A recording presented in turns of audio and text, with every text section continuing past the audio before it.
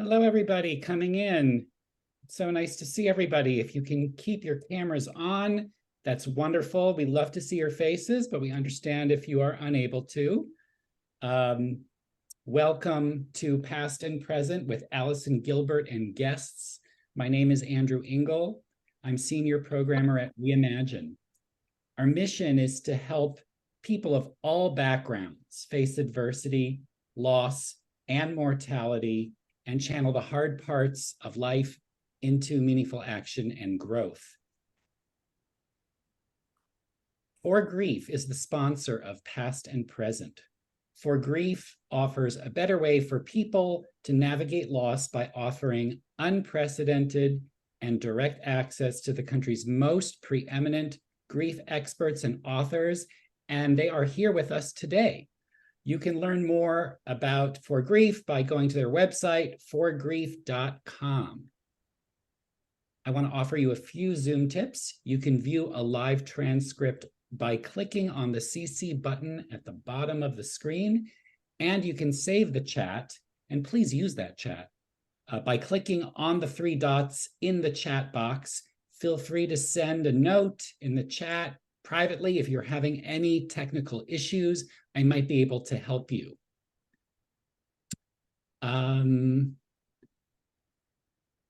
Today is the final session of this season's Past and Present series. Allison Gilbert and her guests have been focusing on self-care before and after loss, and you can tune into these previous recordings by going to Reimagine or For Grief's YouTube channels. And we look forward to seeing you next year when we resume Past and Present. I'm very excited that this partnership with For Grief and with Allison is continuing with Reimagine. And now I'm just going to hand this off to my colleague, Allison Gilbert.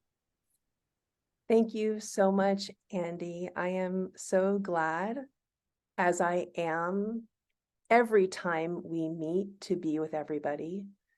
It's an honor, truly, and it's a chance for us to begin perhaps in a different place than we have been in the past, and I will explain. We only have an hour together, and in this hour, I would love to invite you to truly be present. There is a reason why you signed up for this conversation today about remembering loved ones and getting ready for the holiday season.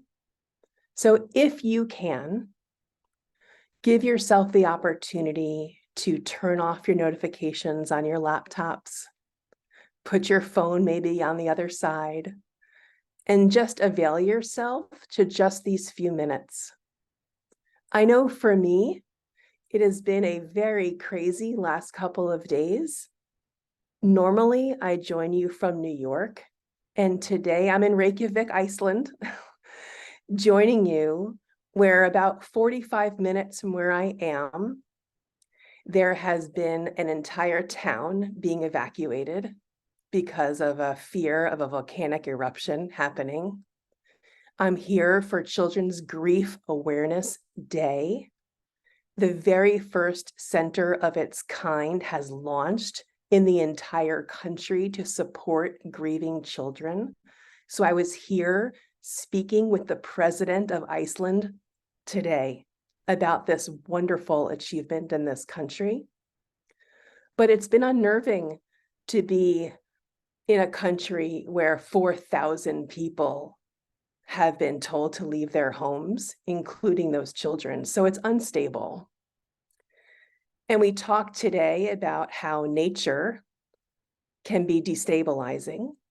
And of course, as we know, and the experts who are joining you today, Hope Edelman, Charlene Lamb, and Dr. Jason Scheuer, they know that death can be destabilizing too.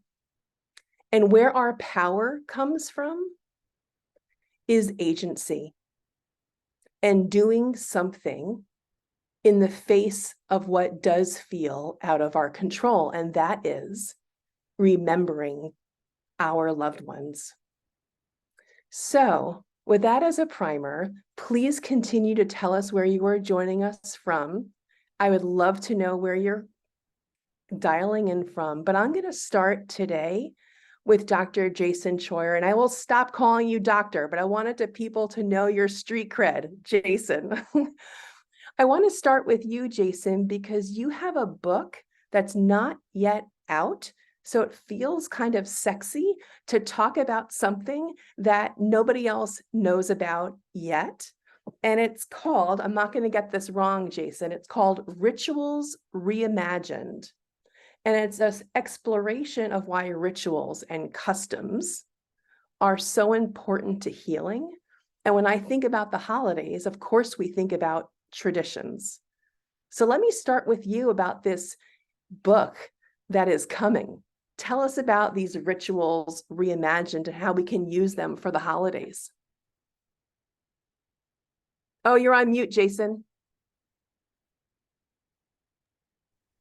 Thank you. Thank you so much for the opportunity to be with you. And thank you so much for the question and spotlighting the forthcoming book. There's still a bit of work to be done on it. But over the last couple of years, while grief and loss and will always have a special place in my mind, in my heart, in my work, lately I've been really thinking so much about these private moments of transformation. And that's maybe my definition of ritual, these moments that we have that are so unseen typically. Now, certainly we typically might have more public events, especially after the loss of our loved one, a funeral, memorial service, a celebration of life, those sorts of things. But increasingly, I'm thinking about all of the numerous private moments that come up where it sparks a memory, those sorts of things, and how often we don't talk about them, how often they catch us off guard. Certainly, there are moments when you're standing in front of the dairy case at the grocery store and you see the eggnog and you hate eggnog, but maybe your partner, your child, your parent loved eggnog, and it just kind of sparks that grief burst for a moment, those sorts of things. And so an example of a little ritual is maybe even though you hate the stuff, maybe you decide this holiday season you're gonna drink a couple of sips of eggnog just in kind of memory of them. You don't even tell anybody about it. You don't post on social media. But how often can we make these work for us as a way to help us heal, help us remember our loved ones, and kind of rebuild our own lives? So there's countless little things that we can be doing to really look for ways to honor their memory, to have a moment of purpose and meaning that maybe just be important to us, and really take advantage of those opportunities to kind of really spark those memories, spark that meaning. Before I bring in Charlene and Hope, I just want to stay with you for a little bit more, Jason. You have a unique perspective because you're deep, deep, deep in the funeral profession. And so you write a lot of resources for funeral homes to distribute to the bereaved. So you're really, I mean, For Grief really likes to be at that epicenter of loss. You, Jason, Charlene, Hope, you're all a part of the For Grief Speakers Bureau. And so you're really on this topic. And there's one thing that you have talked about that I want to kind of push you on a little bit, if that's okay. You talk about the why of ritual. And this is, to me, really important. You talk about the why. And you highlight, I'm not going to ask you to name them all, 11 intentions when it comes to ritual. Can you share with us maybe 2 of your 3 favorite intentions? Like, what is the intentionality behind rituals and the holidays? Yeah. Several of the intentions have to do with, I think of intentions as these various processes of transformation, and these various, we might call them threshold moments, we might call them liminal moments, those sorts of things, where we are kind of these signposts in our journey, wherever it might be. And sometimes that is recognizing a new beginning, which of course often comes with grief. Sometimes that is a symbolic of saying goodbye, even though we might be saying goodbye to the physical presence of our loved one in our life, even though we know that they will never be a part of us kind of spiritually and emotionally, those sorts of things. So recognizing losses, new beginnings, And I think another one that is huge for grief happens to be these intentions of kind of the crossing over to a new step and the first time we do something. So that might be the first time, if you lost your spouse and you didn't take care of the finances, the first time that you went into the bank and did something. These moments of personal transformation where I went from someone who didn't feel confident doing that to doing it here. And the holidays are filled with that. Certainly our grief journeys are just absolutely filled with all of those moments. So recognizing that those are big deals, recognizing that they can be very challenging. We might need to call in our friends and support systems to do those sorts of things, and then celebrate them once we've done that. They often are major milestones and things worth being celebrated. So that might be venturing out and doing something on your own that you used to do with your loved one, but maybe we've got to come up with a new way to do that. Maybe we've got to ask our niece or nephew or an adult child to go with us, or those sorts of things. How can we adjust some of those holiday traditions so that we're still getting the full benefit of them, even if they're a little bit scary, a little bit, we know that it's going to be an emotional moment. How can we steel ourselves and be ready to kind of still get the benefits of those moments? I want to extract, to me, one of the most essential takeaways of what you've just said, just so I can highlight it, underscore it, and add 1,000 exclamation points. What you're talking about is owning a change and acting on it, having agency. So it's the doing something that I think is where the healing is. And author Hope Edelman is expert at that. She is expert at the doing. She has, of course, we all know her from her best-selling books, Motherless Daughters, Motherless Mothers, The After Grief. Not only am I a friend of Hope's, but I'm a fan of Hope's. But she and I just came back from I see someone's holding up, Jill's holding up The After Grief. That's wonderful. Mm-hmm. Hope leads these really meaningful in-person retreats for motherless daughters in California and in Connecticut. She invited me to be her helper on the Connecticut retreat. And why I'm mentioning this now in my transition to talking about hope is that it takes such courage and intentionality to go to a retreat, to lay it bare. And there was focus on the holidays coming up that maybe weren't during the workshop time, but during the time where people got to meet and talk and be in community together. So Hope, I would like to toss it to you. This is a part of self-care, right? Taking care of yourself, but in relationship to keeping memories alive. Tell us about what you think the magic sauce is, the secret sauce of what you're doing with these Motherless Daughters retreats. Well, I think it's like you said, Allison, and I want to thank everyone for being here today, and thank Andy and Reimagine and Christina and Allison, of course, and my co-panelists, Jason and Charlene. It's an honor to be here with all of you. And like Allison said, we're just coming off of a retreat, and we talked a lot about intentionality, and we get to choose where we place our intention. And I love that this conversation started off by talking about ritual, because at Motherless Daughters, we are big fans of ritual, because ritual is a way to connect the past, the present, and the future when you do something over and over again across time. And that creates a sense of continuity. And continuity is grounding.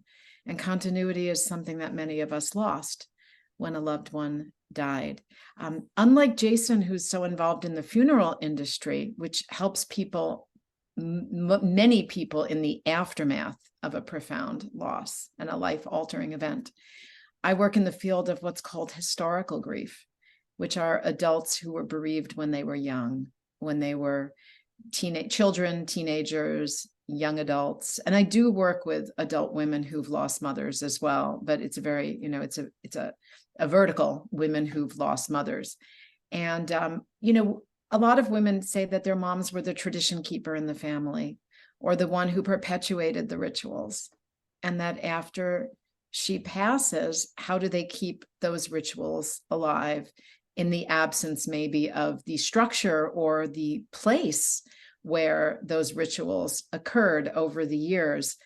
And I think I've been thinking, we often think about continuing traditions to honor our loved ones and to do it in the way that they did it, which gives us a sense of meaning and that sense of continuity.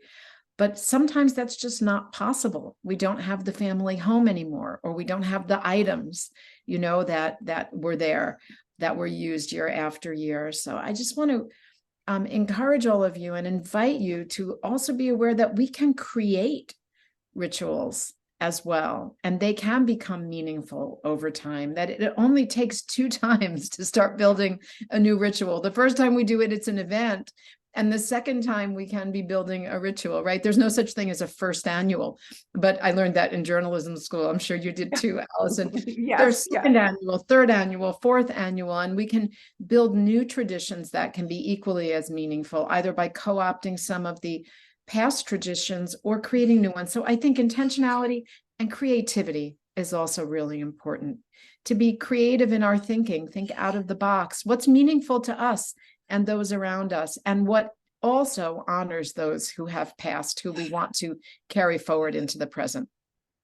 Let me just pause and just say that there could be some of you who are thinking, well, good. What does this have to do with the umbrella topic of this series, which is self-care? And my position would be, this has everything to do with self-care. Because when our relationships with those who have died feel fractured, and we have the power to make them stronger by doing what Hope is suggesting, by doing what Jason is talking about with ritual, that is us taking care of ourselves by strengthening these tethers to those we still love. And before I go, and Charlene, I'll bring you in, I promise, I do want to ask Hope maybe a few specific ideas. You lost your mom, Hope, when you were 17 years old. You have now spent so much, your entire adult life, remembering and building connections with your mom, Marcia. And are there some special ways that you enjoy keeping her memory alive for yourself, for your 2 daughters? How does that play out in the home of Hope Edelman? Well, I have some of my mother's items, not many, because there are 3 children and we've divided up all of the family possessions, but I do have several items of hers that are on display. One is a crystal vase that was a wedding gift, and I fill it with my favorite flowers in her favorite vase, and I have it out all the time. I've told some of my friends, if I had to choose between food or flowers, I would choose the flowers, because it's a way to honor my mother every day in my dining room. I mean, food on the table or flowers in the vase. I keep a picture of her out. It's such a small thing that we can do, but so many women come to my retreats and want to know how they can bring their mom back into their lives, how they can reconnect with her because their relationships may have been fractured. And to take a picture of her and put it on some place where you have a lot of foot traffic, and just several times during the day to go by and touch your finger very lightly on the top of the frame is a really sweet, simple way to stay connected and just say, hi, I'm remembering you. I miss you. I love you. You matter. It's small, but effective. When you do it, you really feel it. So those are 2 very simple, small things that I do. And then, of course, at holiday time, I try to cook some of the foods that she used to make, or I think, mostly I try to bring people together and engage in acts of service, because she was very much about both of those things. When I think about how to honor my mother, I think about what qualities did she embody that I would like to carry forth in the world, and how can I do that, even if it's in some small way, on this holiday season. I love that. And Charlene, I am happy to bring you into the discussion now. Thank you for your patience. Charlene normally lives in Lisbon, Portugal.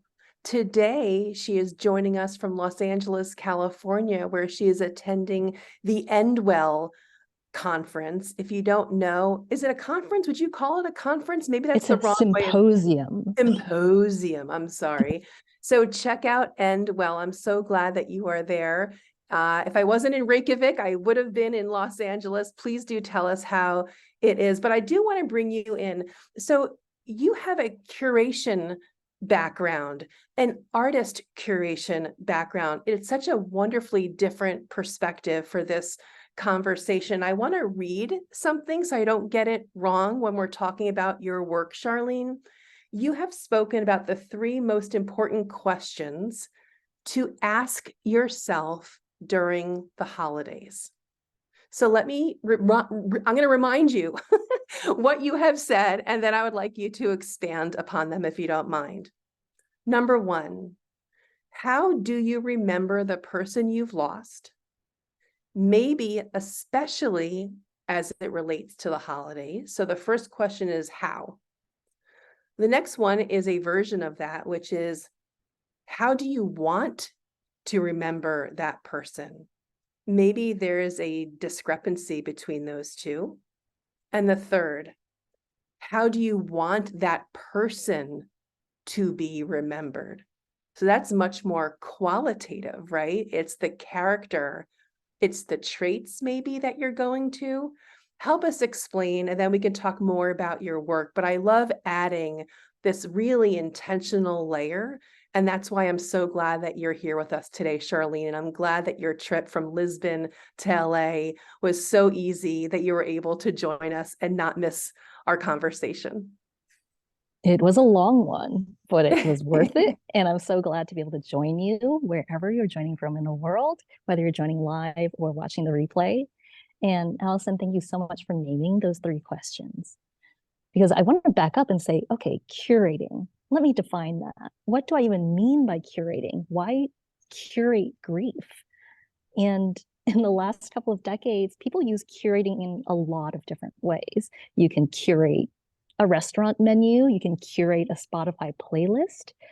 But when I use it, I do mean the more traditional sense of a curator in a museum or in a gallery. Museums, gallery spaces have always been my safe place. My mother loved museums, and I have a lot of pictures of little me in front of sculptures, trying to strike the same pose as the sculptures, all prompted by my mother. So when my mother died 10 years ago, I really leaned into that love for art and creativity, and also my work. I was working as an independent curator in London at the time, and I was doing pop-up exhibitions featuring the work of artists and designers. So when I love how we've talked about intentionality, all 3 of us, right? We've brought this up. Because to me, curating is choosing with intention. Because what happens when we curate? The 3 questions that Allison has named, you actually quickly go through a series of questions, making choices when you ask yourself, if I was to curate an exhibition about my loved one, what would I choose to display? You see behind me, sculpture with a display pedestal. I brought props. We call that a plinth. It's one of my favorite words. And someone, often a curator, has chosen what goes on that plinth. What's important? What do I want to spotlight? I could have chosen all these things, but I want to choose this, and I'm going to tell you what I want you to know about this important object. And with the Grief Gallery, that's what I'm offering. That's what I'm offering you to consider that question for yourself. I love that idea. And Christina, if you can throw in the chat a link to the Grief Gallery, I would really appreciate it, because someone was just saying in the chat that they couldn't see what Charlene was pointing to. So maybe having that link available now would be useful. I like this idea, because let's just go down to someone's home level. Sometimes we may have kept objects that belong to our loved ones, but maybe kept them in a drawer or a box.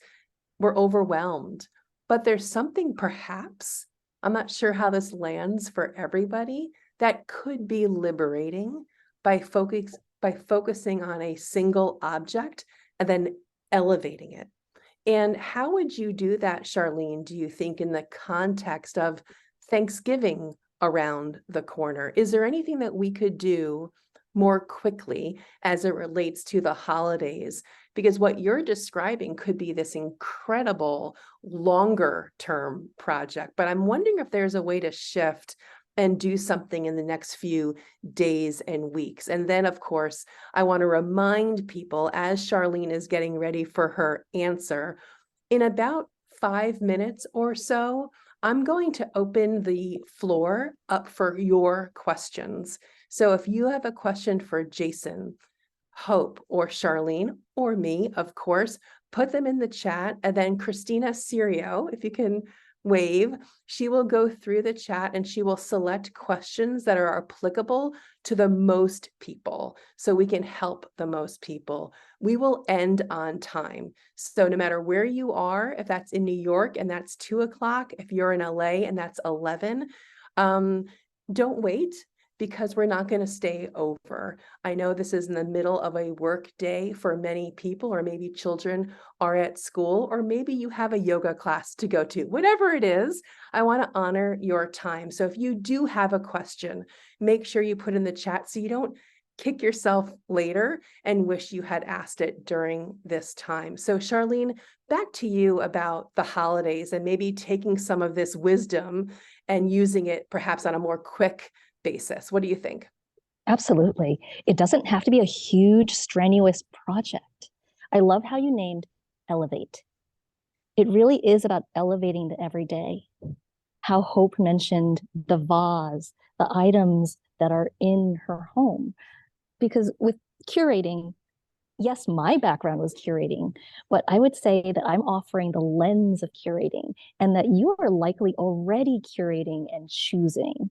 Because I see in your backgrounds shelves and there's artwork on your walls. You have chosen with intention what takes up space. So as you're heading into the holidays, one, I'm a big fan of pop-up exhibitions. Even museums and galleries switch up what they show. You can do the same. At home, I wish I had a gallery space, working on it, but I do have a shelf that's dedicated to my mother. And I switch that up. I will switch it up for the holidays. I'm going to bring in some of her favorite food. I'm going to get out some of the ornaments that I still have. So, events. I love that idea. It reminds me of what the author Gretchen Rubin has talked about, creating an altar. She loves using, I hope I'm not remembering this incorrectly, but she loves using trays as a way of organizing collections. And I've always loved that idea. Before we go to questions, I want to do a couple of housekeeping things, because I would like to know this if I was sitting in the audience too. Sometimes I learn so much on these calls. I want to stay in touch and keep learning from all of the guests. So let me just do a pause and make sure everyone knows how to stay in touch with Hope and Jason and Charlene, if for some reason you have to drop off the call early, or just as a reminder. So For Grief, we would not be here without For Grief. They're on Facebook at For Grief. There's a community page. So if you want to keep talking, join the Facebook community page for Grief, and that way we can keep the conversation going. Hope Edelman, you are everywhere. Hope_Edelman on Twitter or X, Hope_Edelman on Instagram, and Hope Edelman author on Facebook. And of course, I personally know if you go to your website, you can find out so much about the Motherless Daughters retreats, and I highly recommend that you guys do so. Dr. Jason Troyer, we'll call you Jason here, but on Twitter, you're Dr. Jason Troyer. Instagram, Dr. Jason Troyer. And on Facebook, it's Jason.Troyer. Don't forget the dot. And Charlene, it's curating_grief on Twitter. It's curating_grief on Instagram. And it's Charlene C. Lamb. Don't forget the middle initial C. I've done that mistake. And that's on Facebook. So just a little housekeeping. I just want to make sure that I did that. And by the way, Christina, I'm going to throw it to you next, but I wanted to remind people, we're talking a lot about objects and heirlooms and rituals around possessions. And I produced a course about objects and heirlooms. It's one of my passion subjects. And now For Grief on the For Grief website has it as an asynchronous course.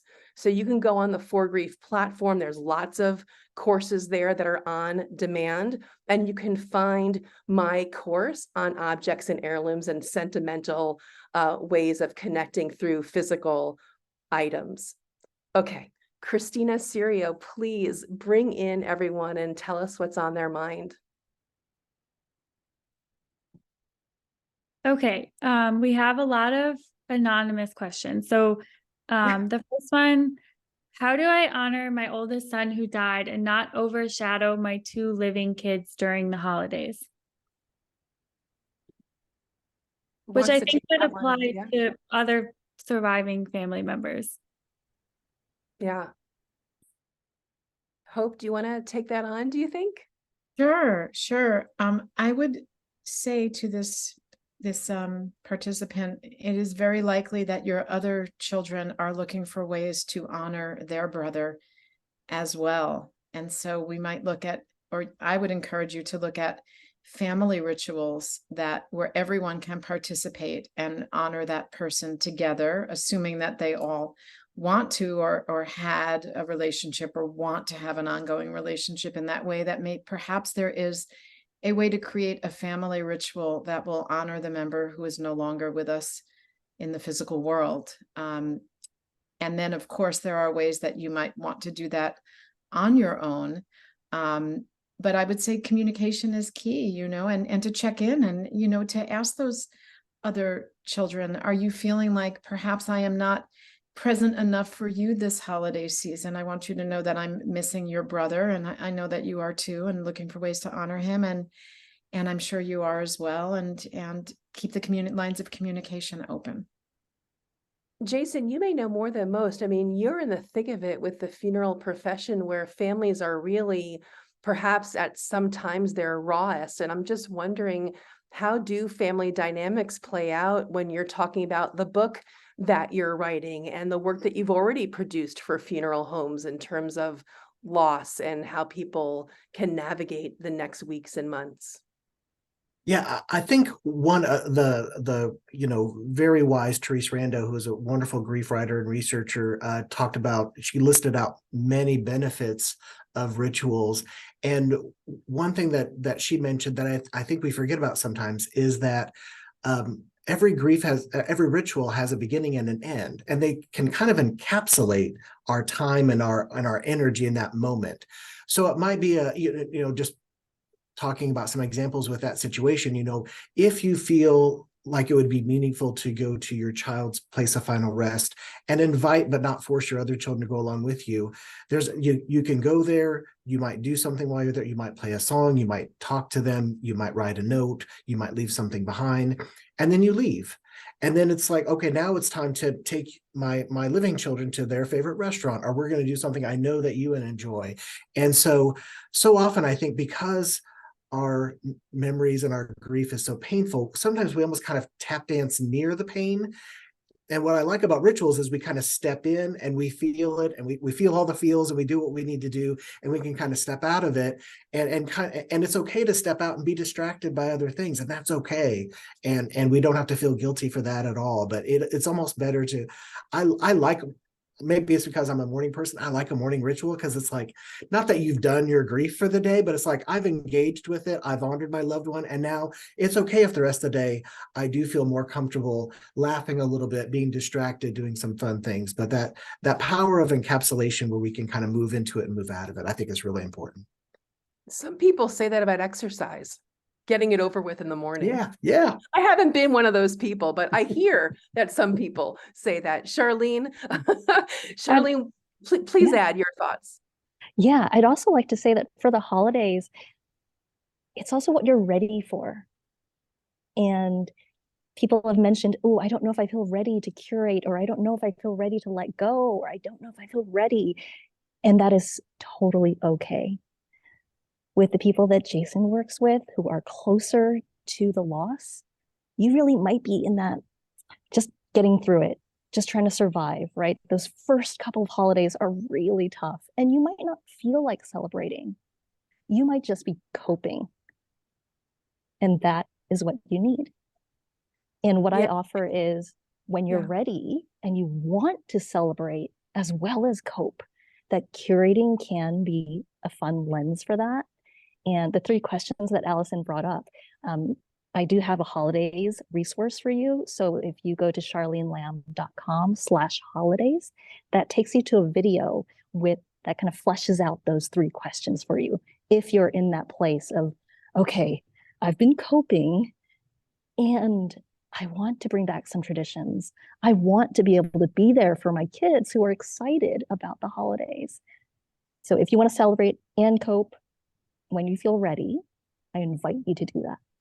I love that. And Christina already put, before you even were done saying it, it's already in the chat. Christina, let's have some more questions. I love hearing from everybody. So this person says, in addition to the precious, meaningful items that we want to keep and curate, we often inherit a lot of stuff that was important to our person who died, but honestly, we don't want to keep. We also have documents like driver's licenses and work IDs. How do we honorably and respectfully get rid of that stuff? I feel like this question is perfect for Charlene. Can we start there? Absolutely. Yes, let's talk about the stuff. Yeah. So one lens that I like to offer is to consider, what's the role that the object plays in your life? Maybe that was a really precious and important object for the person who owned it. What is that role for you now? Right? I'm wearing my ring that my mother gave me. This serves like a connection to her and almost like a talisman. I'm keeping this. There were lots of things in her house that she liked that don't fit into my life. They don't fit into my home. She had a 3-bedroom house. I had a 1-bedroom apartment in London. So precious to her, meaningful to her, great for her life, not for mine. And I would also consider what's the role that you want to play with the stuff and with the objects? Are you the custodian? Are you the caretaker? Are you the curator? Over time, I have chosen and chosen again with my mother's belongings. And I often think, I am the keeper of my mother's stories. I'm the keeper of the narrative of my mother's life. I don't necessarily have to be the keeper of all of her stuff in order to be that. I love that. Hope Edelman, please. I think that you will definitely have perspective, especially because you're also, this may not be directly in the workbook that you are writing. I know that we are all waiting. I am, for this workbook that's in your brain. It has to come through your fingers onto the laptop. You and Jason have got to get it done. Fever happening in each of your offices.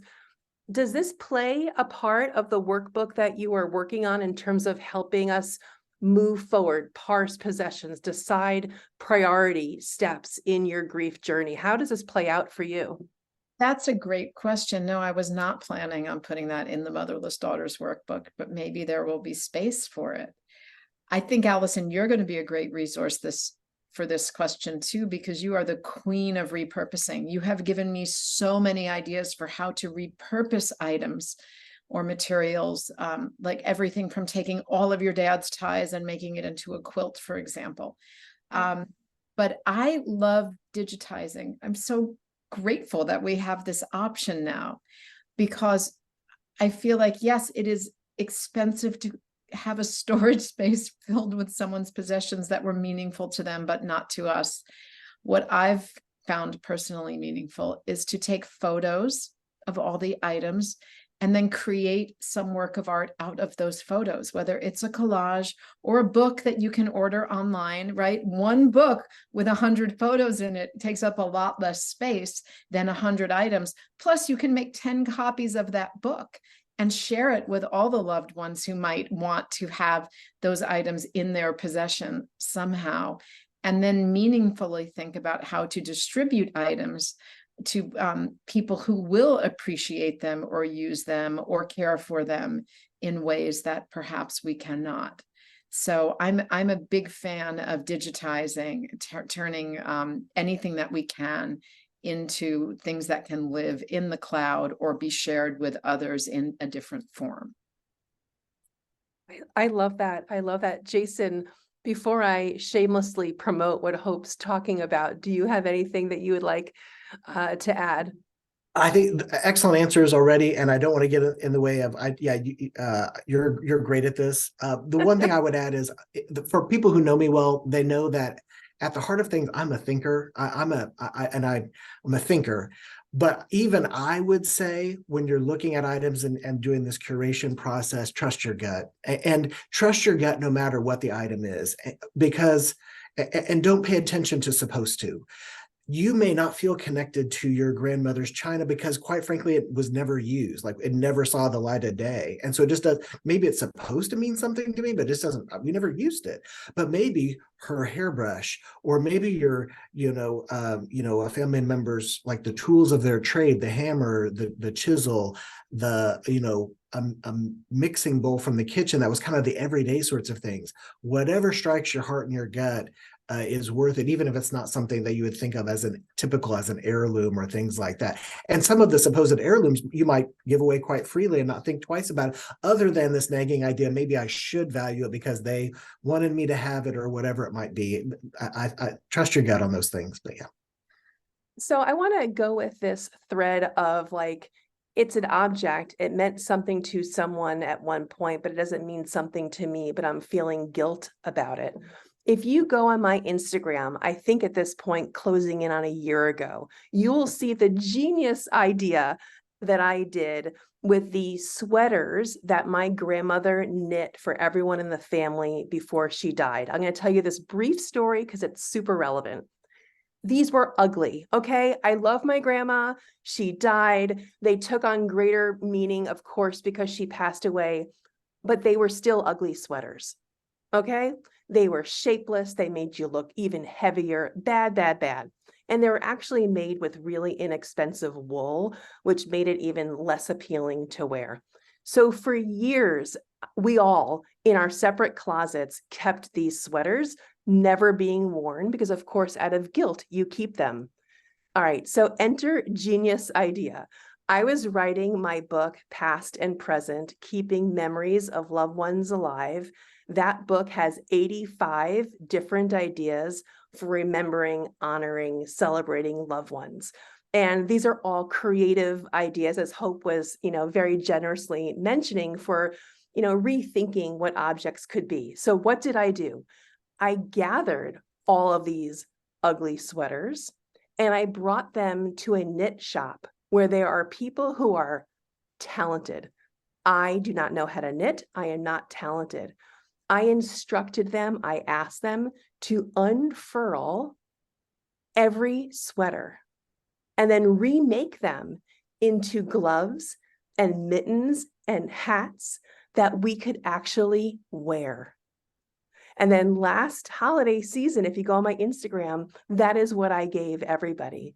So everyone now has these hats and gloves and mittens that were made from my grandmother's sweaters. And I don't normally do this. And Marty, I'm not going to call on you to speak, because the last thing I want to do is turn my events into a pitch session of other people's work. But I will just mention that Marty McNabb is on this call, and she is featured in Past and Present because what her work is very much to the point of our conversation today. She does something you can look up in Past and Present, Marty McNabb's work. She takes the idea of show and tell and pulls it completely on its head, where she invites people in person and virtually to do meaningful show and tells, which you could do for the holiday. In my family, we have a tradition where we go around the table and say what we're thankful for. There is no reason why you couldn't instruct or invite everyone in your family to bring an object with them that reminds you of your loved one, and then go around the table and describe this letter, this measuring spoon, whatever it is, and how it connects you to that loved one. And so, Marty, you're in past and present. I see your face here. I wanted to acknowledge that you are the queen bee of this conversation. And I'm just so grateful to see you show up. Christina, I want to go back to you and get more questions in. How do you balance the memories with the need to move through and forward in your life? This question came specifically from a widower who eventually wants to have another relationship and doesn't want his future partner to feel overwhelmed by his partner's items. Hope Edelman, this is for you. Why is this one for me? Because I'm dating a widower. I am. And that is something that is very present in our lives right now. I think ideally you hope that you will find a partner in the future who can make room for that person and understand how important that person was to you. They may have a similar person in their lives, and to understand the place that those and the value that those items have to you emotionally. And when you find that right person, you will find ways to make space together. It's not something that you need to decide in advance or decide now. You know, something we didn't speak about, and Charlene, perhaps you can talk about this as well, is what we call transitional objects.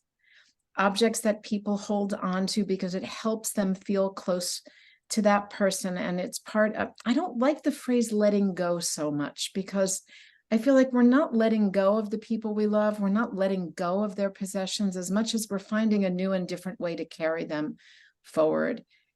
To the person who wrote that, who asked that question, you may find in time, you didn't mention how long it's been since your wife passed, but you may find new and different ways to carry her items 2 years. forward, and ways that, I'm sorry, how long was it?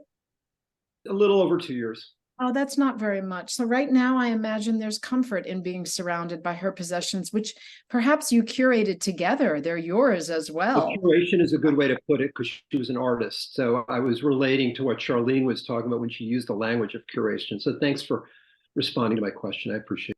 And they're your items as well, not just they're things that you have collected together, I imagine. So I would hope that anyone who enters your life will understand and appreciate that they are not just her possessions or her artwork, but also things that are important and meaningful and chosen by you.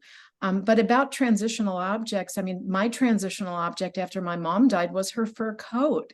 And I was completely opposed to fur coats personally. I was, 18, 19 years old. I had friends who were, throwing paint at people on street corners. I didn't do that, but I, understood and respected their choices. But it helped me feel close to my mom. I could still smell her perfume on it. And I kept it for about a year.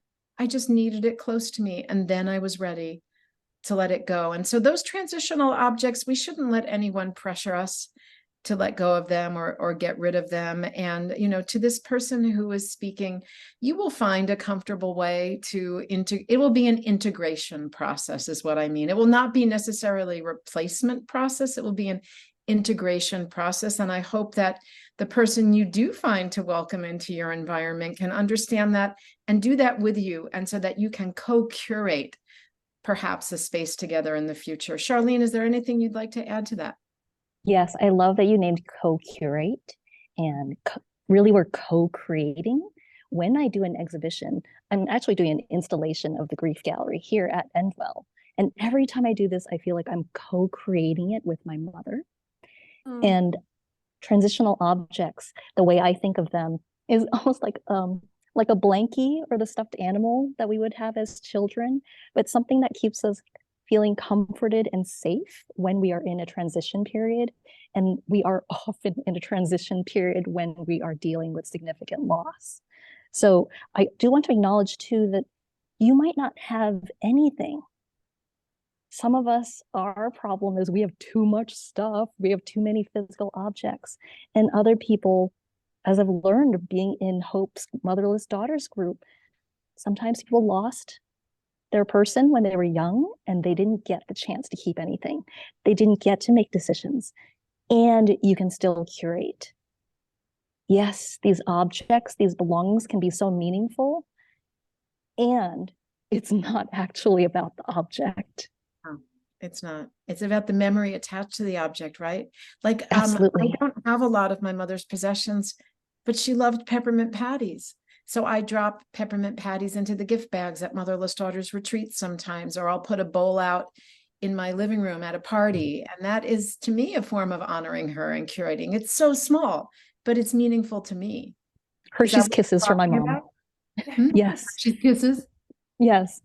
And I love that you named attachment, right? Because actually you can detach what you're trying to keep from the object. If you can't keep it, you can still have what you're trying to keep.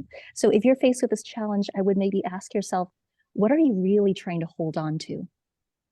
The objects can definitely make it easier.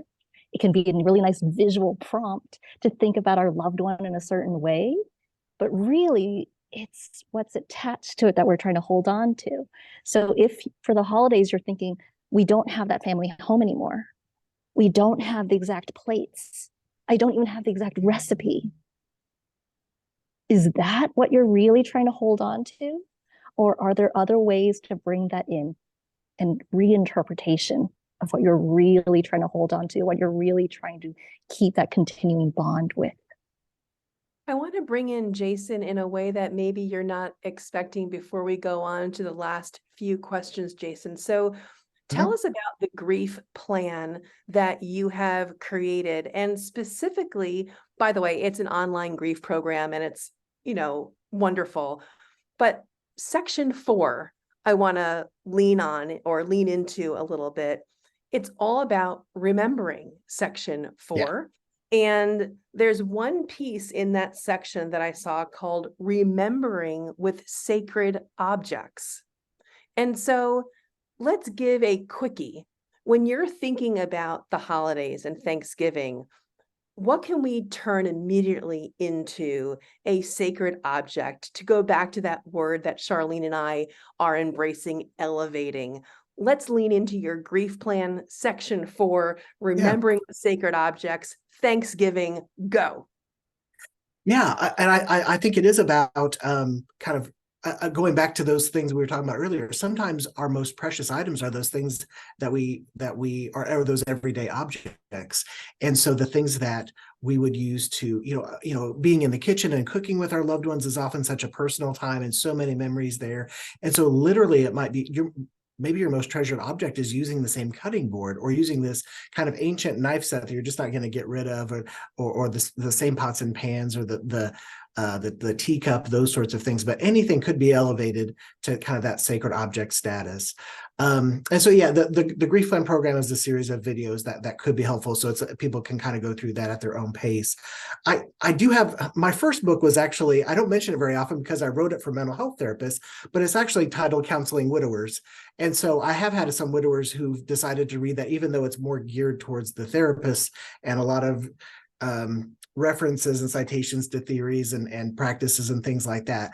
However, I know we sometimes use theories and models to try to make sense of some of the things that our question asker was asking about. And one model that has, I might be really late to the game, which is, we have, folks like Bill Warden's theories, tasks of grief and things like that. But Lois Tonkin's growing around grief model that I've only come across the last couple of years, but this idea that your grief will kind of stay the same size through your life, but that we hope to kind of grow. And it's almost kind of like the proportion changes, even though I love that it honors the power of our loss and it never tries to minimize it, but it also focuses on there can be these growth opportunities as well. So that might be that just came to mind as that gentleman asked that question about how do we kind of not give short shrift to our loss, but also keep ourselves open to those new relationships and experiences. I like that Tonkin model a lot. And there's a great visual. You can Google it and I'm sure you'll come up with a better description of it. I'm going to stop you there. We have 4 minutes left. I want to remind people we're in our lightning round session. Jason, people are going to reach out to you. I'm going to remind them, Twitter, Instagram, Facebook, go find Dr. Jason Troyer. please do. Hope Edelman, we have 4 minutes. I want you to take one of them and very quickly say about what's happening with Motherless Daughters Retreats in 2024. It's very different next year. It's coming. It's exciting. Go. Oh, you're on mute. Yes. Thank you, Allison. The company's growing. It's super exciting. We're going to do 5 to 6 retreats next year. First one in the UK. They are growing in size. We will service 45 or support 45 women at a time, broken down into smaller groups of 15 who were 12 and under when their moms died, 15 who were teenagers, 15 who were 21 plus. And we're also starting our first peer training program to start motherless daughters support circles all over the world, and increasing our motherless daughters community calls, our weekly virtual support calls, to include recent mother loss within the past 2 years. I love it. I am so excited about it. I can't wait to keep watching how it's growing. And Charlene, people can work with you on their own personal projects very quickly. How can they do that? And I think it's a great opportunity. Could someone buy your services as a gift for the holidays for somebody else? Like, could they do that? Absolutely. You can curate on your own, and sometimes we need a little help. So I do work one-to-one with people. Either they're curating for themselves or they're curating for someone else. And sometimes it's like, it's been 10 years. I want to reimagine what a memorial actually would look like that I want to give them now. So do go to charlenelamb.com/holidays, and that has the best resource for you in terms of this topic of remembering our loved ones. And your attendees, you get a special discount for a workshop that I'm doing called Curating a Grief Gallery. So if you're feeling like, oh, you know what, I want to try this, I want to do something like this for the holidays, yeah, go check out that link. I didn't even know you were doing that. So that is so exciting. And Hope, I didn't give your accounts again, but it's Hope_Edelman on Twitter and Instagram, and Hope Edelman author on Facebook. Charlene, you just, of course, gave us your website again. So I'm so thankful. All 3 of these amazing speakers are, and I am too, are a part of the For Grief Speakers Bureau. If you are in a community group, or you are in a book club, if you're in a big corporation and they do lunch and learns, and you want to bring more of these types of topics to where you are and where this information is needed, please get in touch with us. That's why we built it. We want to help and be of service. And so with 1 minute left, I want to say thank you. We've all come from different parts of the earth today for this 1 hour, very meaningful conversation. And I thank you. I'm grateful for you. Tomorrow, you will get a thank you email. Everyone's links will be on there again. The full recording will be on there as well. If you had to step out, even for a moment, you can then do a replay. But I'm grateful for you, and happy holidays, and keep those memories close. And please do stay in touch, because I would really love that. Thank you for joining us.